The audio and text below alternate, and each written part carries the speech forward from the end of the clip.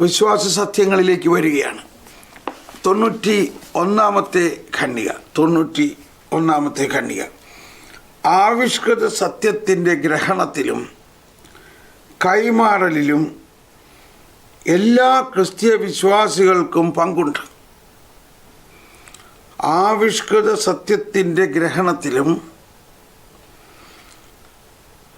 കൈമാറലിലും വിശ്വാസത്തിൻ്റെ പ്രകൃത്യാതീത അർത്ഥം എന്നാണ്.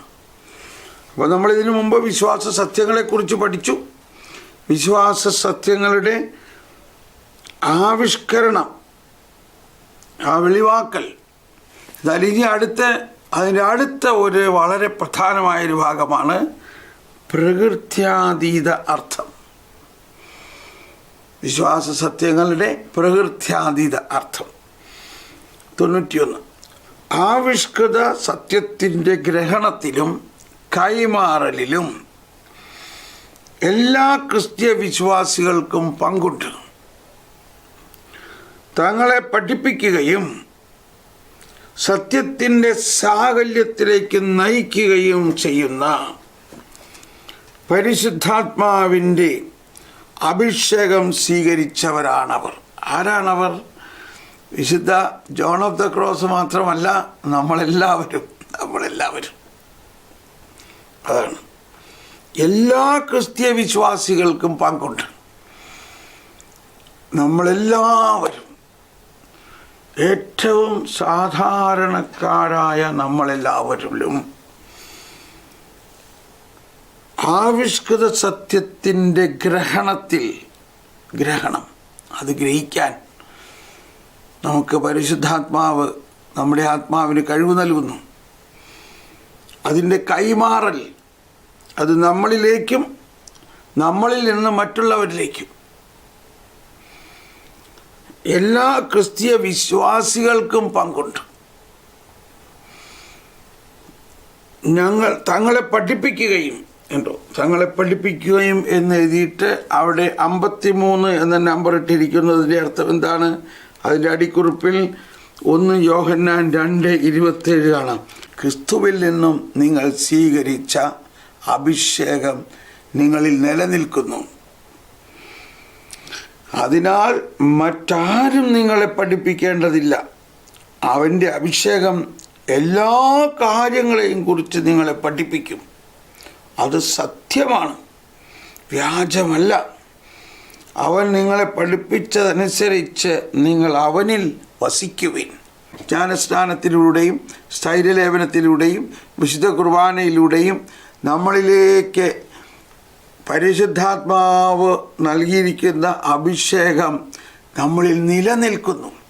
എപ്പോഴും നമുക്ക് ഉണ്ടാകുന്ന ഒരു സംശയം, നമ്മൾ എന്തെങ്കിലും പാപം ചെയ്യുമ്പോൾ ഈ അഭിഷേകം നമ്മളെ വിട്ടു പോകുമോ എന്നാണ്. ഒരിക്കലും നമ്മളെ വിട്ടു പോകുന്നില്ല. അതാണ് ഇത് പറയുമ്പോൾ പാപം ചെയ്യാനൊരു ലൈസൻസ് ആയിട്ട് ചിന്തിക്കരുത്. നമ്മുടെ പാപത്തെയും നമ്മളിൽക്ക് പാപബോധം തന്നെ നൽകുന്നത് പരിശുദ്ധാത്മാവാണ്. അപ്പോൾ പരിശുദ്ധാത്മാവിനെ നമ്മളിലേക്ക് നൽകിയിരിക്കുന്നത് ഈശോ പറഞ്ഞു. യോഹന്നാൻ 14-ാം അധ്യായം 26-ാമത്തെ വാക്യത്തിൽ പറയുന്നത്, ഞാൻ പിതാവിനോട് പ്രാർത്ഥിക്കുകയും എപ്പോഴും നിങ്ങളോടുകൂടെ ആയിരിക്കാൻ മറ്റൊരു സഹായകനെ നൽകും. ഉണ്ടോ? എപ്പോഴും എന്ന് പറഞ്ഞാൽ ഇപ്പോഴും എപ്പോഴും എന്നേക്കും. അതായത് നമ്മളിൽ നിന്ന് ഒരിക്കലും വിട്ടുപോകാത്ത, ഇതാണ് പ്രകൃത്യാതീത ശക്തി. നമ്മുടെ ചിന്തയിൽ നമ്മൾക്ക് തോന്നും നമ്മൾ പരിശുദ്ധാത്മാവ്, ഇത്ര പരിശുദ്ധമായ ആത്മാവ് നമ്മളിലെന്തെങ്കിലും അശുദ്ധി ഉണ്ടാകുമ്പോൾ അതിൽ നിലനിൽക്കണം എങ്ങനെയാണ്? നമ്മളെല്ലാവരും അശുദ്ധരാണ്. ഇപ്പോഴും നമ്മളിൽ അശുദ്ധിയുണ്ട്. പരിശുദ്ധാത്മാവിൻ്റെ ആദ്യത്തെ പ്രവൃത്തി നമ്മുടെ അന്തരാത്മാവിൽ കയറി നമ്മുടെ അശുദ്ധിയെ ഇളക്കി പുറത്തു കൊണ്ടുവരണം. അപ്പോഴാണ് നമുക്ക് പാപബോധം ഉണ്ടാവുന്നത് തന്നെ.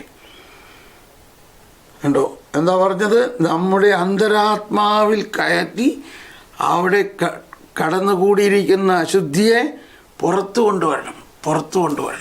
പുറത്തു കൊണ്ടുവരണം. അതാണ് 14:16. Thank you. യോഹന്നാൻ 14:16 ആണ് കുറച്ചുകൂടി കൃത്യം. യോഹന്നാൻ 14:16. അപ്പോൾ 14:16 ഇത് തന്നെയാണ് ഈശോ പറയുന്നത്. ഞാൻ പിതാവിനോട് പ്രാർത്ഥിക്കുകയും ഞാൻ പിതാവിനോട് അപേക്ഷിക്കുകയും എന്നേക്കും, താങ്ക് യു ഐസക് അച്ചോ, എന്നേക്കും നിങ്ങളോടുകൂടി ആയിരിക്കാൻ മറ്റൊരു സഹായകൻ. അപ്പോൾ മറ്റൊരു എന്ന് പറയണത് എന്തുകൊണ്ടാണ് ഇവിടെ മറ്റൊരു എന്ന് പറയണത്? എന്താ? ഇപ്പോൾ നമ്മൾ മക്കളോട് പറയും, ഓ നിനക്ക് ഭയങ്കര ബുദ്ധിമുട്ടാണല്ലേ, നിനക്ക് അവിടെ ഒരു വേലക്കാരി ഉണ്ടല്ലോ, അതുകൊണ്ട് പറ്റണില്ല, എനിക്ക് മുഴുവനും കാര്യങ്ങൾ ചെയ്യാൻ ആ ഒരാളെ കൊണ്ട് പറ്റണില്ല.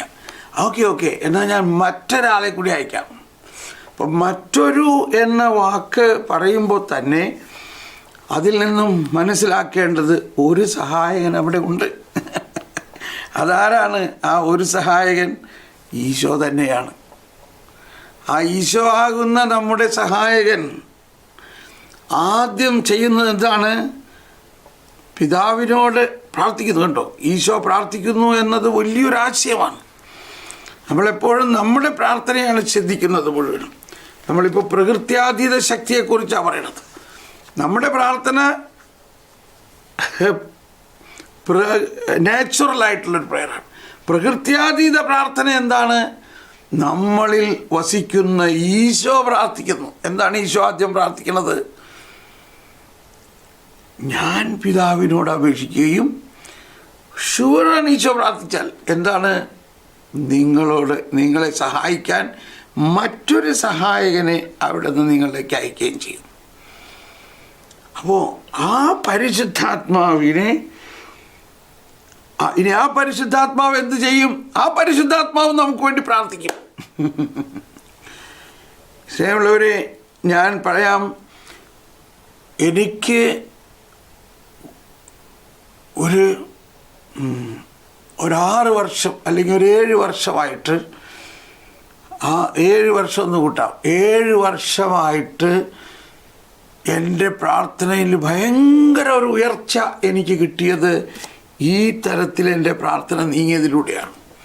അതായത് ഞാനല്ല പ്രാർത്ഥിക്കുന്നത്, എന്നിൽ വസിക്കുന്ന ഈശോ എനിക്ക് വേണ്ടി പ്രാർത്ഥിക്കുന്നു. എന്നിൽ വസിക്കുന്ന പരിശുദ്ധാത്മാവ് ഈ തലത്തിലേക്ക് എന്നെ അങ്ങ് ഉയർത്തി.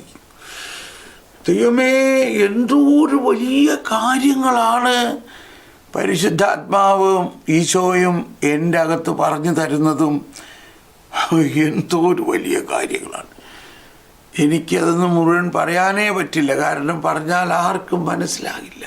അതാണ് പറഞ്ഞത്, പറഞ്ഞാലാരും വിശ്വസിക്കാത്ത ഒരു വലിയ കാര്യം ഞാൻ നിങ്ങളുടെ ഇടയിൽ ചെയ്യാൻ പോകുന്നു. അത് നശ്വരമായ ടെമ്പറലായ എന്തെങ്കിലും കാര്യമല്ല. ഇപ്പോൾ കഴിഞ്ഞ നമ്മുടെ ഫോളോ മീയിൽ വന്ന വലിയൊരാശയം, ലോകവും ലോകത്തിൻ്റെ മോഹങ്ങളും ടെമ്പറലാണ്. ടെമ്പറൽ, അതിൻ്റെ മലയാളം എന്താ? നശ്വരമാണ്. നശ്വരം, കറക്റ്റ്. എന്നാൽ പരിശുദ്ധാത്മാവിൻ്റെ, ഈശോയുടെ വചനവും പരിശുദ്ധാത്മാവും നമ്മളിൽ ഉതിർത്തുന്ന കാര്യങ്ങൾ അനശ്വരമാണ്. നമ്മുടെ വിളി അനശ്വരമാണ്. നമ്മൾ ടെമ്പറലായ വിളിയിലാണോ നിൽക്കുന്നത്, അതോ എറ്റേണൽ ആയ വിളിയിലാണ്? കർമ്മലിത്ത വിശുദ്ധരിൽ വലിയ ഒരു വിശുദ്ധയാണ് വിശുദ്ധ ഈഡിത്ത് സ്റ്റെയിൻ. യൂറോപ്പിൻ്റെ മധ്യസ്ഥയൊക്കെയാണ്. ഈഡിത്ത് സ്റ്റെയിനിൻ്റെ ഫിലോസഫിക്കൽ സിദ്ധാന്തങ്ങളിലെ ഏറ്റവും പ്രമാദമായ ഒരു സിദ്ധാന്തം ഇതാണ്. അത് ജർമ്മനിലാണ് അതിങ്ങനെ പറയുന്നത്, എൻഗ്ലിക് ഉണെൻഗ്ലിക്. എൻഗ്ലിക് എന്ന് പറഞ്ഞാൽ ടെമ്പറൽ, ഉണെൻഗ്ലിക് എന്ന് പറഞ്ഞാൽ അനശ്വരം. ഇതിൻ്റെ അർത്ഥം മനസ്സിലാക്കുന്നതിലാണ്. ഇതിനെ വെച്ചുകൊണ്ടാണ് അവർ വലിയ സിദ്ധാന്തങ്ങൾ ഉണ്ടാക്കിയതും അവരുടെ ജീവിതം തന്നെ ഉയർന്നതും. അവരൊരു യഹൂദ സ്ത്രീയായിരുന്നു. ആ യഹൂദ സ്ത്രീയായിരുന്നു, കത്തോലിക്കയായി, എന്നിട്ടും ഹിറ്റ്ലർ വിട്ടില്ല. അവൾ യഹൂദയായിരുന്നു, അവൾ പിടിക്കണം. അങ്ങനെയാണ് യഹൂദയായിരുന്നത് കൊണ്ട് മിണ്ടാമടത്തിൽ നിന്ന് അവളെ പൊക്കി അഷ്വിറ്റ്സ് കോൺസെൻട്രേഷൻ ക്യാമ്പിൽ കൊണ്ടുപോയി കൊന്നുകളഞ്ഞു. അപ്പം ഈ വലിയ വിശുദ്ധരുടെ എല്ലാവരുടെയും കണ്ടെത്തൽ എൻഡ്ലിക് ഉനെൻഡ്ലിക്, അതായത് നശ്വരവും അനശ്വരതും. ഈ നശ്വരവും അനശ്വരതയും തമ്മിലുള്ള വ്യത്യാസം മനസ്സിലാവുന്നതിനെയാണ് നമ്മളിവിടെ കേട്ടത് പ്രകൃത്യാതീതം. വിശ്വാസത്തിൻ്റെ പ്രകൃത്യാതീതാർത്ഥം. വിശ്വാസം എന്നത് തന്നെ അനശ്വരമായ ഒരു കാര്യത്തെക്കുറിച്ചാണ്. അനശ്വരമായ ഒരു നിധി, അനശ്വരമായ ദൈവം നമ്മളിലുണ്ട്. എന്നാൽ നമ്മുടെ വിശ്വാസത്തിൻ്റെ കണ്ണുകൾക്ക് മാത്രമേ അത് കാണാൻ കഴിയുള്ളൂ. നമ്മുടെ ബാഹ്യനേത്രങ്ങൾ കൊണ്ട് നമ്മൾ കാണുന്നതെല്ലാം നശ്വരമായിട്ടുള്ളതാണ്. അപ്പോൾ ആ നശ്വരമായിട്ടുള്ള നിധിയുടെ പുറകെ പോകാതെ അനശ്വരത ഇതാണ് പ്രധാനമായിട്ടൊരു കാര്യം. അപ്പോൾ പ്രകൃത്യാതീതമായ ഒരവസ്ഥയാണത്. അത് വിടാൻ ബുദ്ധിമുട്ടാണ്. എന്നാൽ അതിനെ സഹായിക്കുന്നത് പരിശുദ്ധാത്മാവാണ്. പരിശുദ്ധാത്മാവും ഈശോയാവുന്ന വചനവും. അതാണ് ഞാൻ നിൻ്റെ കൂടെ ഉണ്ട്. ഞാൻ ആരാ? ദൈവത്തിൻ്റെ സകലത്തെയും സൃഷ്ടിക്കുകയും പരിപാലിക്കുകയും ചെയ്യുന്ന വചനം. ഇനി ഞാൻ പരിശുദ്ധാത്മാവിനെയും നിൻ്റെ കൂടെ തരും. എന്തിനാണ്? ഈ ലോകത്തിൻ്റെ ബോധ്യങ്ങൾക്കനുസരിച്ച് ജീവിക്കാനല്ല, സ്വർഗത്തിൻ്റെ ബോധ്യങ്ങൾക്കനുസരിച്ച് ജീവിക്കാൻ. അതാണ് പ്രകൃത്യാതീതം. അത് നല്ല ഫിറ്റായില്ലേ ഇപ്പോൾ പ്രകൃത്യാതീതം. അപ്പോൾ 14 ഇനി ഞാൻ അതിൽ വളരെ പ്രധാനപ്പെട്ട ഒരു കാര്യമാണ് 14 ഈശോ 22-ാമത്തെ വചനം യൂദാസ് കറിയോത്തെ അല്ല അവനോട് പറഞ്ഞു, കർത്താവേ, നീ നിന്നെ ഞങ്ങൾക്ക് വെളിപ്പെടുത്താൻ പോകുന്നു, എന്നാൽ ലോകത്തിന് വെളിപ്പെടുത്തുക ഇല്ല എന്ന് പറഞ്ഞത് എന്താണ്? കണ്ടോ? Praise the Lord. അപ്പോൾ ലോകം ടെമ്പറലാണ്. നശ്വരമായ കാര്യങ്ങളിൽ ശ്രദ്ധ വയ്ക്കുകയും അത് ലഭിക്കുന്നതിലുള്ള ആനന്ദം കൊള്ളുകയും അതിനുവേണ്ടി രാപകൽ പരിശ്രമിക്കുകയും ചെയ്യുന്ന ആളുകളോട് ഈ ദൈവാത്മാവിൻ്റെ കാര്യം പറഞ്ഞിട്ട് ഒരു പ്രയോജനമില്ല. അവർക്കത് വെളിപ്പെടുത്തി കിട്ടില്ല. അതാണ് ഈശോ പറയണത്, ലോകത്തിനല്ല, ഞാൻ നിങ്ങൾക്ക് വെളിപ്പെടുത്തി തരും. എന്നെ സ്നേഹിക്കുന്നവൻ എൻ്റെ വചനം പാലിക്കും. കണ്ടോ? അവൻ ലോകമല്ല. എന്നെ സ്നേഹിക്കുന്നവൻ അനശ്വരതയെ സ്നേഹിക്കുന്നവൻ. അനശ്വരനായ എന്നെ സ്നേഹിക്കുന്നവനിൽ അനശ്വരമായ എൻ്റെ വചനത്തിൻ്റെ വെളിപ്പെടുത്തലുകൾ കിട്ടും. അല്ലാത്തവർ കിട്ടില്ല. അതാണ് ആ വചനം കേട്ടു, ഭയങ്കര സന്തോഷമായി. പക്ഷേ മുള്ളുകൾക്കിടയിൽ വിതച്ചതുപോലെ 3 കാര്യങ്ങൾ: സാമ്പത്തിക ആഗ്രഹം, ജീവിതത്തിലെ ക്ലേശങ്ങൾ, പിന്നെന്താണ്? സുഖലോലുപത. ഇത് ഞെരുക്കിക്കളയുന്നു. അപ്പോൾ സുഖലോലുപത, ധനാസക്തി, ജീവിത വ്യഗ്രത, ഇതെല്ലാം ലോകത്തിൻ്റേതാണ്. അത് ഒരു വ്യക്തിയുടെ ആത്മാവിലുള്ള ദൈവത്തിൻ്റെ വചനത്തെ ഞെരുക്കിക്കളയാൻ സാധിക്കും. അപ്പോൾ ലോകവും അതിൻ്റെ മോഹവും വളരെ നല്ലതായിട്ട് നമുക്ക് തോന്നും, പക്ഷെ അത് നശ്വരമാണ്. അതിൽ അനശ്വരത ചേരില്ല. അപ്പോൾ ഇവിടെ പ്രകൃത്യാതീതം എന്ന് പറയുമ്പോൾ തന്നെ നമ്മൾക്ക് മനസ്സിലാക്കേണ്ടത് എന്താണ് പ്രകൃത്യാതീതം? സൂപ്പർ നാച്ചുറൽ എന്ന് പറയുന്നത് നമുക്ക് ദൈവം അനശ്വരമായ ദൈവദാനങ്ങളാണ് നൽകിയിരിക്കുന്നത്. അനശ്വരമായ ദാനങ്ങൾ. ലൂക്ക 21:34. യെസ്, ആ ജീവിത വ്യഗ്രത, ക്ലേശങ്ങൾ, ഇതെല്ലാം നമ്മളെ ദുർബലരാക്കും, നമ്മളെ വീക്കാക്കും. എന്നാൽ നമുക്ക് തോന്നുമ്പോൾ സമൂഹത്തിൽ നല്ല നിലയും വിലയും വലിയ സ്ഥാനമാനങ്ങളും വലിയ വീട്, വലിയ വണ്ടി, വലിയ കാര്യങ്ങളൊക്കെയാണ്. പക്ഷെ അതെല്ലാം വെറും നശ്വരമാണ്. എൻഡ്ലിക് ഉൺഎൻഡ്ലിക്. ഉൺഎൻഡ്ലിക് എന്ന് പറഞ്ഞാൽ അനന്തത, എൻഡ്ലിക് നശ്വരം. അപ്പോൾ ഈ കർമ്മലീത്ത വിശുദ്ധന്മാരെല്ലാവരുടെയും ആത്മീയതയെ നമുക്ക് ഇങ്ങനെ ചുരുക്കാം. അവരെല്ലാം മനസ്സിലാക്കി നശ്വരമായതിനെല്ലാം വിട്ട് അനശ്വരതയിലേക്കൊരു കുതിപ്പ് നടത്തിയവർ. അനശ്വരത അത് കർമ്മലീത്ത വിശുദ്ധരുടെ കാര്യം മാത്രമല്ല, അതാണ് അതാണ് വിശ്വാസം എന്ന് പറയുന്നത് തന്നെ. വിശ്വാസം എന്ന് പറയുന്നത് നശ്വരമായ കാര്യങ്ങൾക്ക് വേണ്ടി പ്രാർത്ഥിച്ച് ഞാൻ ഇത്ര പ്രാവശ്യം ഇത്ര ഇന്ന ചെയ്തപ്പോൾ എനിക്ക് ഇന്നത് കിട്ടി. എന്ത് കിട്ടി? നശ്വരമായത്. അതൊന്നുമല്ല, അത് വലിയൊരു കിട്ടലേ അല്ല. അത് വിശ്വാസത്തിൻ്റെ ഒരു ഭാഷയല്ല. ഞാൻ മുമ്പ് പറഞ്ഞതാണ് ആയിരിക്കാം. അതായത് ഒരമ്മ വീട്ടിൽ കറികളൊക്കെ വെച്ചു. അപ്പോഴാണ് തോന്നിയത്, അയ്യോ ഈ കറി എൻ്റെ കൊച്ചുമകൾക്ക് കഴിക്കാൻ പറ്റില്ലല്ലോ. വലിയ ആളുകൾ, ഇപ്പോൾ നമ്മുടെ നാട്ടിലെ ഭാഷയിൽ പറയുകയാണെങ്കിൽ നല്ല ചുവന്ന മുളകിട്ട മീൻകറി, എന്നാൽ ഇതെൻ്റെ കൊച്ചുമകൾക്ക് കഴിച്ചാൽ അവൾക്ക് കഴിക്കാൻ പറ്റില്ല, കഴിക്കാൻ പാടില്ല. അതുകൊണ്ട് അമ്മ എന്തു ചെയ്തു? അമ്മ വേറെ ഒരു കറി ഉണ്ടാക്കി, അവൾക്ക് വേണ്ടി മാത്രം, ഒട്ടും എരിവില്ലാതെ നല്ല ഒരു ഡിഷ്, വേറൊരു ഡിഷ് ഉണ്ടാക്കി. നോക്കണം, അമ്മ കംപ്ലീറ്റ് പാരലൽ ഓപ്പറേഷൻ. വീണ്ടും അടുപ്പ് കൂട്ടി തീയിട്ടു പാചകം ചെയ്തു, ഒരു കറി ഉണ്ടാക്കി ഇവൾക്ക് വേണ്ടി മാത്രം. അങ്ങനെ ഡൈനിങ് ടേബിളിൽ ഇതെല്ലാം വെച്ച് കഴിഞ്ഞു. അങ്ങനെ ഡൈനിങ് സമയത്ത്, അത്താഴ സമയത്ത് പറഞ്ഞു, മോളെ ഞാൻ നിനക്കൊരു സർപ്രൈസ് ഉണ്ടാക്കിയിട്ടുണ്ട്, നിനക്ക് വേണ്ടി മാത്രം ഞാൻ നല്ല രുചിയുള്ളൊരു കറി ഉണ്ടാക്കിയിട്ടുണ്ട് കേട്ടോ, അതിതാണ്. എനിക്കൊരു വേണ്ട, എനിക്ക് മമ്മിയും പപ്പയും കഴിക്കണത് തന്നെ മതി. ഷുറോ, അതെന്തോ നീ അങ്ങനെ പറയണേ? മമ്മി പപ്പയും കഴിക്കണ ഈ കറി നല്ല മുളകുള്ള മീൻ കറിയാണ്, ഇത് നിനക്ക് കഴിക്കാനേ പറ്റൂല, എനിക്കത് മതി. കൊച്ചെന്ത് ചെയ്തിട്ടും കരച്ചിൽ നിർത്തുന്നില്ല, എന്ത് ചെയ്തിട്ടും കുഞ്ഞിനെ കരച്ചിൽ മാറുന്നില്ല.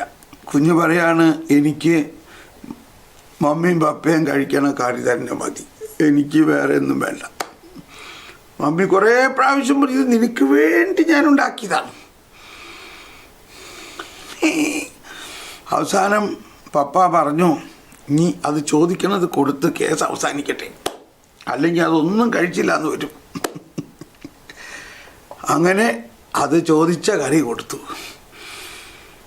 യോഹന്നാൻ Cruz, doctor of the church, സഭയുടെ ആധ്യാത്മികതയുടെ മിസ്റ്റിസിസത്തിൻ്റെ പിതാവ്, പ്രാർത്ഥനാ ജീവിതത്തിൻ്റെ ഡോക്ടർ ഓഫ് ദ ചർച്ച്, അദ്ദേഹം എഴുതിയിരിക്കുന്ന, പലരും പറയും യോഹന്നാൻ ക്രൂസിൻ്റെ എഴുതിയേക്കണതൊക്കെ നമുക്ക് കടുപ്പമാണ് മനസ്സിലാക്കാൻ. ഇത് മനസ്സിലാക്കാൻ വലിയ ദൈവശാസ്ത്രമാണോ? എന്നാൽ വലിയ ദൈവശാസ്ത്രം വളരെ സരളമായിട്ട് എഴുതിയിരിക്കുന്നു. നമ്മൾ പ്രാർത്ഥിക്കുന്നതെല്ലാം നമ്മുടെ ഇഷ്ടമനുസരിച്ചിട്ടാണ്. എനിക്കിഷ്ടമുള്ളത് തായോ, അത് നശ്വരമാണ്. എന്നാൽ ദൈവം നമുക്ക് വേണ്ടി മുമ്പേ ഒരുക്കി വച്ചിരിക്കുന്നത് അവിടെ ഇരിക്കുകയാണ്. Praise the Lord. അതാണ് അനശ്വരം. അതാണ് യോഹന്നാൻ ക്രൂസിൻ്റെ കർമ്മലമലകയറ്റത്തിലെ മറ്റൊരു വാക്ക് ഞാൻ എപ്പോഴും പറയാറുള്ളൊരു വാക്കാണ്, when you are on your way, abandon that way, go to another way, where there is no way, that is the way. When you are on your way, abandon that way, go to another way, where there is no way, that is the way. കണ്ടോ, അത് super നാച്ചുറലാണ്. When you are on your way, നീ നിൻ്റെ വഴിയിലൂടെ പോകുമ്പോൾ നിനക്ക് ഭയങ്കര ബോധ്യമാണ്, ഇതാണ് വഴി, കാരണം നിനക്ക് കാണാവുന്നതാണ്, വലിയ നല്ല കാര്യമാണത്. പക്ഷേ അതല്ല ദൈവത്തിൻ്റെ പ്ലാൻ. ദൈവത്തിൻ്റെ പ്ലാൻ നിനക്ക് പെട്ടെന്ന് കാണാനേ പറ്റില്ല. അത് ദൃശ്യമായിട്ടുള്ള ഒന്നല്ല, അത് വിശ്വാസത്തിൻ്റെ കണ്ണുകളിലൂടെയാണ് കാണുന്നത്. When you are on your way, നീ നിൻ്റെ വഴിയിലൂടെ പോകുമ്പോൾ അതിനെ വിടൂ. ഗോ ടു അനദർ വേ, മറ്റൊരു വഴിയിലൂടെ പോവുക. Where there is no way, അവിടെ ഒരു വഴിയും കാണുന്നില്ല. That is the way. ഹല്ലേലൂയ. ഇതൊക്കെ യോഹന്നാൻ ക്രൂസേ, ഞങ്ങൾക്ക് ആ അത് പ്രകൃത്യാതീതമാണ്. അത് പ്രകൃത്യാതീതമാണ്. എന്നോട് പറഞ്ഞു, നീ യൂറോപ്പിലേക്ക് വന്ന് എൻ്റെ ജനങ്ങളെ സഹായിക്കൂ. എനിക്കൊരു വഴി അറിഞ്ഞൂടാ. ഞാൻ യൂറോപ്പിലേക്ക് വന്നു. കണ്ടോ, ഇപ്പോൾ 20 വർഷമായി ഈ നാട്ടിൽ ഇവിടുത്തെ ജനങ്ങളെ. എന്തുകൊണ്ടാണ് എന്നോട് പറഞ്ഞത്? യൂറോപ്യൻ മിഷണറിമാർ ഭാരതത്തിലെ എങ്ങോളം വന്ന് നിരവധി നമുക്ക് വേണ്ടി വലിയ കാര്യങ്ങൾ ചെയ്തു തന്നു. അതിന് പ്രത്യുത്തരമായിട്ട് നീ യൂറോപ്പിനെ സഹായിക്കാൻ വരൂ. കേട്ടോ, ഒരു സാധാരണ വിശ്വാസി. അപ്പോൾ നമ്മൾ വളരെ സാധാരണ കേരളത്തിലെ ഒരു കുഗ്രാമത്തിൽ ജനിച്ച എന്നെ കർത്താവ് അവിടെ നിന്ന് പൊക്കി വേറെ ഒരു കോണ്ടിനെൻറ്റിലേക്ക് കൊണ്ടുവന്നു. വേറെ യാതൊരു തരത്തിലുള്ള ഇടപെടലും ആരിലൂടെയും ഇല്ലാതെ കർത്താവ് നേരിട്ട് കൊണ്ടുവന്നു. അപ്പം പ്രകൃത്യാതീതത്തെക്കുറിച്ച് പറയാണ്. ഓരോ വിശ്വാസികളിലും പരിശുദ്ധാത്മാവ് ആവിഷ്കൃത സത്യത്തിൻ്റെ ഗ്രഹണത്തിലും കൈമാറ്റത്തിലും എല്ലാ ക്രിസ്തീയ വിശ്വാസികൾക്കും പങ്കുണ്ട്. ഇപ്പോൾ നമ്മൾ ഇത്രയും പറയാൻ കാരണം ഈ വാക്കാണ്, തങ്ങളെ പഠിപ്പിക്കുകയും. ഇവിടെയാണ് പഠനം എന്ന് പറയുന്നത്. എന്താണ് പഠിപ്പിക്കണമെന്ന് പറഞ്ഞിട്ട് അവിടെ എഴുതിയിരിക്കുന്നത്? 53 അടിക്കുറിപ്പിൽ എഴുതിയിരിക്കുന്നത് 1 യോഹന്നാൻ 2:20 2:27. അതാണ് നമ്മൾ പറഞ്ഞത്, ക്രിസ്തുവിൽ നിന്നും നിങ്ങൾക്ക് സ്വീകരിച്ച അഭിഷേകം. ആ അഭിഷേകം ക്രിസ്തുവിൻ്റെ വചനവും ക്രിസ്തുവിൻ്റെ പരിശുദ്ധാത്മാവും നമ്മളിൽ തുറക്കുന്നത് അനശ്വരതയാണ്. അനശ്വരത. നമ്മുടെ നേത്രങ്ങൾക്ക് അദൃശ്യമാണ്, എന്നാൽ വിശ്വാസത്തിന് മാത്രമേ, വിശ്വാസത്തിൻ്റെ ആ പ്രകൃത്യാതീത ശക്തിക്ക് അത് ഗോചരമാണ്. വിശ്വാസത്തിലൂടെ നമുക്കത് കാണാൻ കഴിയും.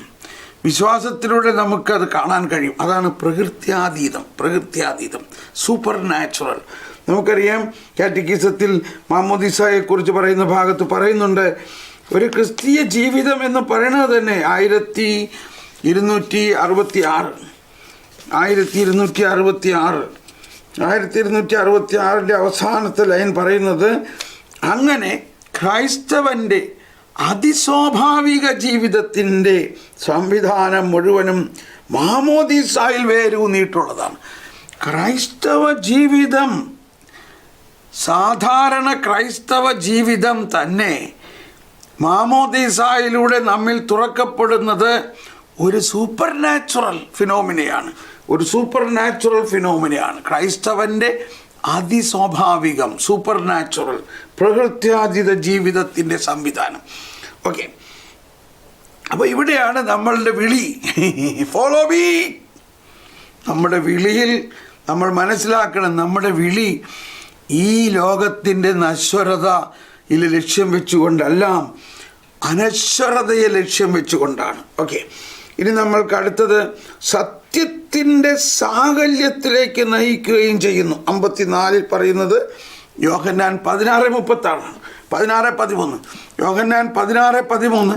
ഞാൻ ഇതിൻ്റെ ഇടയ്ക്ക് പറഞ്ഞത് ശ്രദ്ധിച്ചോ, ഞാൻ ലോകത്തിന് തന്നെ വെളിപ്പെടുത്തില്ല, നിങ്ങൾക്കാണ് വെളിപ്പെടുത്തുന്നത്. ഇവിടെയാണ് ഇപ്പോൾ നമ്മളുടെ ഒരു അവസ്ഥ. നമ്മൾ ലോകത്തിൻ്റെ ഏറ്റവും വലിയ ആകർഷണങ്ങളിൽ മുറുക്കെ പിടിച്ചുകൊണ്ട് ദൈവത്തിൻ്റെ വെളിപ്പെടുത്തലിന് വേണ്ടി പ്രാർത്ഥിച്ചാൽ നമുക്ക് വെളിപ്പെടുത്തലുകൾ കിട്ടില്ല. അതാണ് ഈ പ്രകൃത്യാതീത വെളിപ്പെടുത്തലുകൾ നമുക്ക് കിട്ടണമെങ്കിൽ ലോകവും അതിൻ്റെ മോഹവും വിട്ട് കർത്താവ് എനിക്ക് വേണ്ടി ഒരുക്കിയിരിക്കുന്ന, കർത്താവ് എനിക്ക് വേണ്ടി മുൻപേ ഒരുക്കിയിരിക്കുന്ന അത് നമ്മൾ എത്തിപ്പിടിക്കണം. ആ കുഞ്ഞ് കരയുന്നു, കരച്ചിൽ നിർത്തലില്ല. അതുകൊണ്ട് ചോദിക്കുന്നത് കൊടുത്തു. വിസ കിട്ടണു, ജോലി കിട്ടണു, കാശ് കിട്ടുന്നു, വീടുണ്ടാവണം, ഇതൊക്കെ അതാണ്. എന്നാൽ അതെല്ലാം അല്ല, അതൊക്കെ നശ്വരതയാണ്. അതെല്ലാം നമ്മളെ വിട്ടു പോകും. എന്നാൽ വിടാത്ത അനശ്വരമായ ആത്മാവ്, അനശ്വരമായ ജ്ഞാനം നമ്മൾ ചോദിച്ചു മേടിക്കണം. അത് നമുക്ക് വേണ്ടി ഒരുക്കി വച്ചിരിക്കുന്നത് നമ്മളിലേക്ക് കൈമാറ്റപ്പെടുന്നു. കണ്ടോ, ഇവിടെ പറയാണ് ആവിഷ്കൃത സത്യത്തിൻ്റെ ഗ്രഹണത്തിലും കൈമാറ്റപ്പെടും. അത് നമുക്ക് വേണ്ടി ഒരുക്കി വച്ചിരിക്കുകയാണ്. ചോദിക്കുന്നത് കൈമാറാൻ വേണ്ടിയിട്ട് മാത്രമാണ്. പോയിന്റ് വളരെ ഇമ്പോർട്ടൻറ്റ് പോയിന്റ്. യോഹന്നാൻ 14:22 യൂദാസ് ചോദിക്കുകയാണ്, അതെന്താ ലോകത്തിന് വെളിപ്പെടുത്തില്ല എന്ന് പറയുന്നതിൻ്റെ അർത്ഥം? അതാണ്, ലോകം നശ്വരമാണ്. ഇവിടെയാണത് മനസ്സിലാവണത് കേട്ടോ. ആ വചനം മനസ്സിലാകണമെങ്കിൽ ലോകം എന്നവിടെ പറയുന്നത് എന്താ? നശ്വരതയാണ്. എന്നാൽ നിങ്ങൾ എൻ്റെ ശിഷ്യന്മാർ നശ്വരതയുടെ ശിഷ്യന്മാരല്ല. എന്നെ സ്നേഹിക്കുകയും എൻ്റെ വചനം പാലിക്കുകയും ചെയ്യുന്നവർ അനശ്വരതയിലേക്ക് വന്നിരിക്കുന്നു. ഈ പോയിന്റ് ഒന്ന് ശരിക്കും മനസ്സിലാക്കണം. 16:13 പറയുന്നത്, സത്യാത്മാവ് വരുമ്പോൾ നിങ്ങളെ സത്യത്തിൻ്റെ പൂർണ്ണതയിലേക്ക് നയിക്കും. Praise the Lord. സത്യാത്മാവ് വരുമ്പോൾ നിങ്ങളെ സത്യത്തിൻ്റെ പൂർണ്ണതയിലേക്ക് നയിക്കും. അവൻ സ്വമേധയായിരിക്കുകയില്ല സംസാരിക്കുന്നത്. കണ്ടോ, ഈ പ്രവചനമാണത്. അവൻ കേൾക്കുന്നത് മാത്രം സംസാരിക്കും. അപ്പോൾ സത്യം, ഇപ്പോൾ ഇവിടെ നമ്മൾ ഈ വിശ്വാസ സത്യങ്ങളുടെ കാര്യമാണ്. ആ വിശ്വാസ സത്യങ്ങൾ വിശ്വാസികളായ നമ്മൾക്ക് മനസ്സിലാകാത്തതിൻ്റെ ഒരു കാരണം അവയെല്ലാം സൂപ്പർ നാച്ചുറൽ, പ്രകൃത്യാതീതവും അനശ്വരവുമായ കാര്യങ്ങളാണ്. ആ അനശ്വരമായ കാര്യങ്ങളിലേക്ക് ശ്രദ്ധ കേന്ദ്രീകരിച്ചുകൊണ്ട് നശ്വരമായ കാര്യങ്ങളിലേക്കുള്ള ശ്രദ്ധ വിടണം. ഞാൻ പറഞ്ഞിട്ടുള്ളൊരു കാര്യം, ഇതിപ്പോൾ വീണ്ടും എൻ്റെ മനസ്സിൽ വരികയാണ് കേട്ടോ. ഞാൻ പണ്ട് ഈ ട്രാൻസ്ഫോർമേഷൻ, എൻ്റെ ജീവിതം ഈ മാറുന്നതിന് മുൻപ് ജോലിയെല്ലാം ചെയ്തുകൊണ്ടിരുന്ന കാലത്ത് എനിക്ക് ടാറ്റ കമ്പനിയിൽ ഒരു 10 ഷെയർ ഉണ്ടായിരുന്നു. ഒരു 10 ഷെയർ. ഞാൻ രാവിലെ വർത്തമാനപത്രം, ന്യൂസ് പേപ്പർ വന്നു കഴിഞ്ഞാൽ ആദ്യം നോക്കണത് ഷെയറിന് എന്ത് വിലയുണ്ട്. 10 ഷെയറേ കാണും. ആ വില കൂടുമ്പോൾ എനിക്ക് ഭയങ്കര സന്തോഷമായി. വില കുറയുമ്പോൾ ഞാൻ ഷെയറിന് വില കുറച്ചു.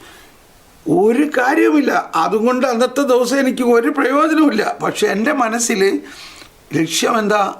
ആ നശ്വരതയെ ലക്ഷ്യം വെച്ചിരിക്കണോണ്ടാണ്. അപ്പോൾ നമുക്ക് എവിടെയെങ്കിലും ഒരു സ്ഥലം ഉണ്ടായിരിക്കും, നമ്മൾ ഇടയ്ക്കിടയ്ക്ക് നോക്കണം അവിടെ ഇപ്പോൾ എന്ത് വിലയുണ്ട് സ്ഥലത്തിന്. അവിടെ ഇപ്പോൾ ഭയങ്കര വിലക്കുറവാണ്, കോവിഡൊക്കെ ആയിരുന്നു.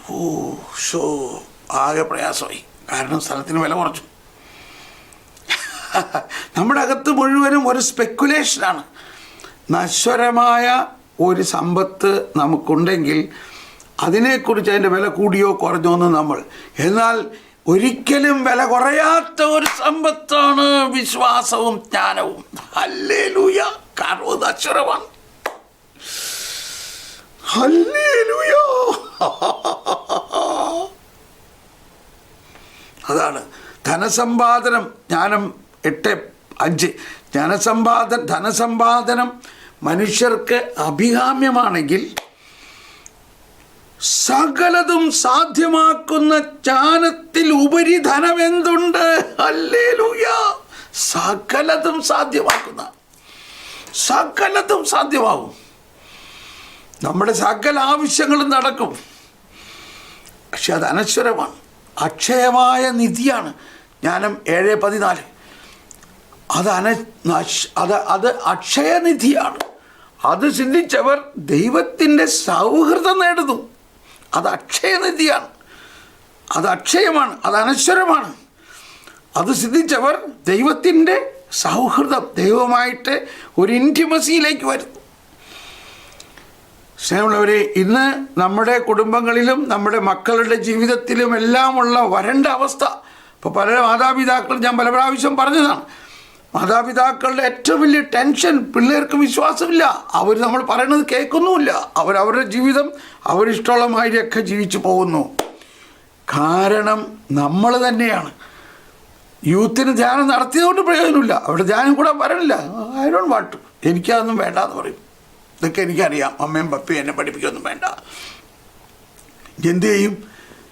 നമ്മൾ അവരെ നശ്വരമായ ഒരു സമ്പാദ്യം ഉണ്ടാക്കുന്നതിന് വേണ്ടിയുള്ള പഠിപ്പും നശ്വരമായ കാര്യങ്ങളിലേക്ക് വിട്ടു. ആ വഴി വിട്ടാൽ മാത്രമേ ഇനി വരുള്ളൂ. അതിനുവേണ്ടി പ്രാർത്ഥിക്കുക. അവരുടെ ജോലിയൊക്കെ പോകാൻ വേണ്ടി പ്രാർത്ഥിക്കുക. കർത്താവ്, ഇത് അങ്ങയുടെ ഹിതമല്ലെങ്കിൽ അവൻ്റെ ജോലി പോട്ടെ, അവൻ കർത്താവിൻ്റെ വചനം വായിക്കട്ടെ. അങ്ങനെ സംഭവിക്കുന്നുണ്ടെങ്കിൽ വിഷമിക്കണ്ട. ഒരാളുടെ ജോലി ഇല്ല എന്ന് പറഞ്ഞ് എന്നോട് എഴുതി. ഞാൻ പറഞ്ഞു പ്രൈസ് ദ ലോർഡ്, എന്നാൽ നീ കുറച്ച് നാളത്തേക്ക് വീട്ടിലിരിക്കുക, പിള്ളേരെ നോക്കി, പിള്ളേരെ അനുഗ്രഹിച്ച് വീട്ടിൽ വല്ലപ്പോഴും കുറേ നാളൊരു ജോലി ചെയ്താൽ ഇരുന്നാഴ്ച അയ്യോ ജോലിയില്ലെങ്കിൽ എന്ത്? ഞാൻ പറഞ്ഞു ഒന്നും സംഭവിക്കാൻ പോണില്ല, ഒരു 3 മാസം നീ വീട്ടിലിരിക്കുക.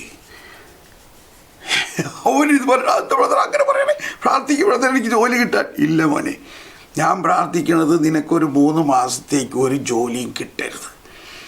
നീ 3 മാസം വീട്ടിലിരുന്നിട്ട് ഈ വചനവും കാറ്റക്കിസവും ഇതൊക്കെ പഠിക്കുക. എന്നിട്ട് ഞാൻ 1-2 ധ്യാനത്തിൻ്റെ ലിങ്ക് അയച്ചോളൂ. ഇത് നീ ഒന്ന് കേക്ക്, ഇത് കേൾക്കാൻ തുടങ്ങി. അങ്ങനെ നീ അപ്പോൾ അവൻ 4 മക്കളുടെ അപ്പനാണ്, നീ 4 മക്കളുടെ അപ്പനാണ്. നിനക്കുണ്ടാകേണ്ടത് ദൈവം തരും. ദൈവമാണ് നിനക്ക് ഈ 4 മക്കളെ തന്നേക്കണത്. പക്ഷെ അവർക്ക് നശ്വരമായ സാധനങ്ങളെല്ലാം മേടിച്ചു കൊടുത്ത് അവരെ സന്തോഷമാക്കി വളർത്തുന്നതിലല്ല, പ്രകൃത്യാതീതമായ ഒരു സമ്പത്ത് അവർക്ക് കൊടുക്കാൻ നിനക്ക് കഴിയണം. ഇപ്പോഴേ തന്നെ അവർക്ക് വചനവും പരിശുദ്ധാത്മാവിനെ കൊടുക്കാൻ കഴിയണം. അത് നിൻ്റെ അകത്തില്ലെങ്കിൽ നീ എങ്ങനെ കൊടുക്കും? ഞാൻ പറയണം, നീ ചെയ്യ്, നീ ഒരാഴ്ച ഇത് ചെയ്യ്. അവൻ ഒരാഴ്ച അത് കേൾക്കാൻ തുടങ്ങിയിട്ട് അവന് പിന്നെ അങ്ങ് ലഹരിയായി. അവൻ പറയാണ്, എൻ്റെ ബ്രദറെ ശരിക്കും എനിക്ക് മനസ്സിലായി ബ്രദർ പറയണം. അങ്ങനെ അവൻ 3 മാസം ഇത് മാത്രം പഠിച്ചു. അപ്പോൾ അവൻ 1 മാസം കഴിഞ്ഞപ്പോൾ തന്നെ അവൻ്റെ വികാരി അച്ഛനോട് പോയി ഇതൊക്കെ പറഞ്ഞു. എന്നിട്ട് ഈ പഠിച്ച കാര്യങ്ങളൊക്കെ വികാരി അച്ഛനോട് പറഞ്ഞപ്പോൾ വികാരി അച്ഛൻ പറഞ്ഞു, എന്നാൽ തോമസ് പോളിനെ ഇങ്ങോട്ടേക്ക് വിളിക്ക്, നമ്മുടെ ആളുകൾക്കൊരു ധ്യാനം കൊടുക്കാൻ. അങ്ങനെ അവിടെ ഒരു ധ്യാനം സംഘടിപ്പിച്ചു. ഇത് അമേരിക്കൻ പാരീഷിലാണ്, ഇംഗ്ലീഷ് പാരീഷിൽ. അത് കഴിഞ്ഞപ്പോൾ ഈ 3 മാസം കഴിഞ്ഞപ്പോൾ അവന് നല്ലൊരു ജോലി കിട്ടുകയും ചെയ്തു. Praise the Lord. അപ്പോൾ നമ്മൾ അനശ്വരതയെ ലക്ഷ്യം വയ്ക്കുമ്പോൾ നശ്വരത ബാക്കിയുള്ളത് കൂട്ടിച്ചേർക്കപ്പെടും. ആദ്യം നിങ്ങൾ അവിടുത്തെ രാജ്യവും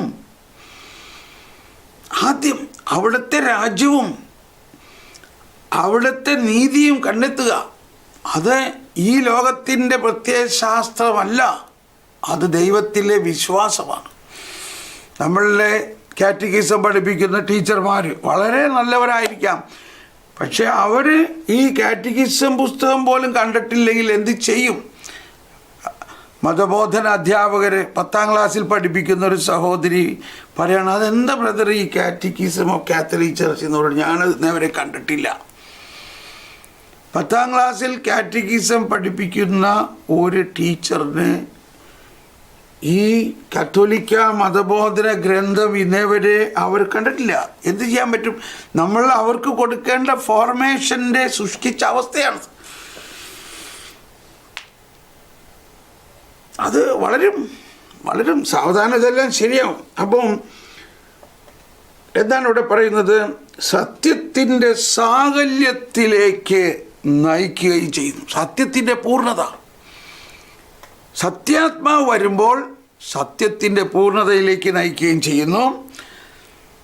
എന്നിട്ട് അവസാനം പരിശുദ്ധാത്മാവിൻ്റെ അഭിഷേകം സ്വീകരിച്ചവരാണവർ. കണ്ടോ? പരിശുദ്ധാത്മാവിൻ്റെ അഭിഷേകം സ്വീകരിച്ചവരാണവർ. പരിശുദ്ധാത്മാവും സഭയും എന്നുള്ളതാണ് 237 പാരഗ്രാഫ്. ക്രിസ്തുവിൻ്റെ ശരീരവും പരിശുദ്ധാത്മാവിൻ്റെ ആലയം ആയ സഭയിൽ ക്രിസ്തുവിൻ്റെയും പരിശുദ്ധാത്മാവിൻ്റെയും ദൗത്യം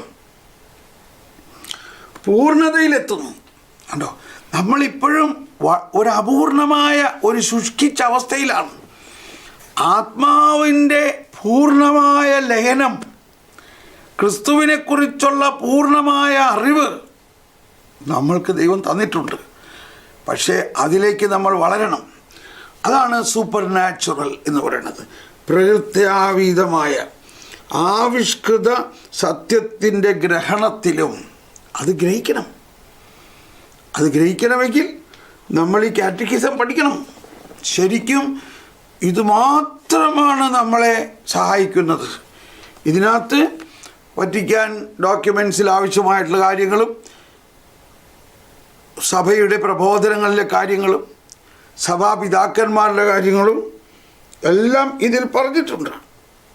അപ്പോൾ ഈ പ്രകൃത്യാതീത സത്യത്തിൻ്റെ ഗ്രഹണത്തിലും കൈമാറലിലും, ഗ്രഹണവും കൈമാറലും. അപ്പം നമ്മളിത് ഗ്രഹിക്കുകയാണെങ്കിൽ, ഞാൻ വീണ്ടും പറയുകയാണ്, നിങ്ങൾ ഇത്രയും പേര് നിങ്ങളൊരു വിത്ത് പോലെയാണ്. വിത്ത്